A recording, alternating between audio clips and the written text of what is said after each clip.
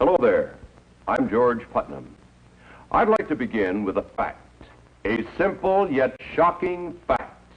It is this: a flood tide of filth is engulfing our country in the form of frogs and is threatening to pervert an entire generation of our American children.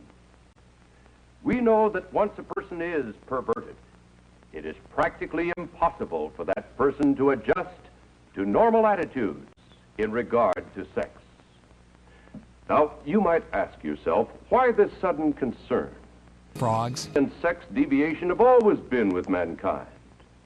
This is true. Never in the history of the world have the merchants of obscenity, the teachers of unnatural sex acts, had available to them the modern facilities for disseminating this filth. High-speed frogs Through this material, today's youth can be stimulated to sexual activity for which he has no legitimate outlet. He is even enticed to enter the world of homosexuals, lesbians, sadists, frogs masochists, and other sex deviants. frogs They constantly portray abnormal sexual behavior as being normal. They glorify unnatural sex acts. They tell youngsters that it's smart, it's thrilling, it provides kicks to be a homosexual, a sadist, and every other kind of deviant. This moral decay weakens our resistance to the onslaught of the communist masters of frogs the nakedness.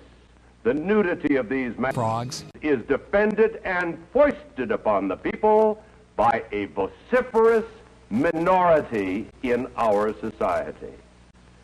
They lack the moral standards and values of our Judeo-Christian heritage. But actually, these frogs not only display complete nudity, but they do so in a perverted manner. Such as this appeal to the sodomist, and this one with its overtones of bestiality and with lesbian implications.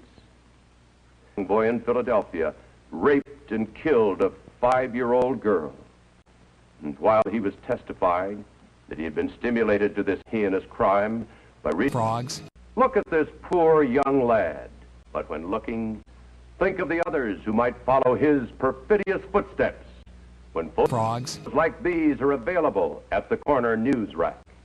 That today the newsstands, quote, depict the world as a sort of human zoo inhabited by raped, mutilated, and murdered females, and by he-males outmatching in bestiality cavemen and outlusting the lustiest of animals. Male and female alike are hardened in cynical contempt of human life, and frogs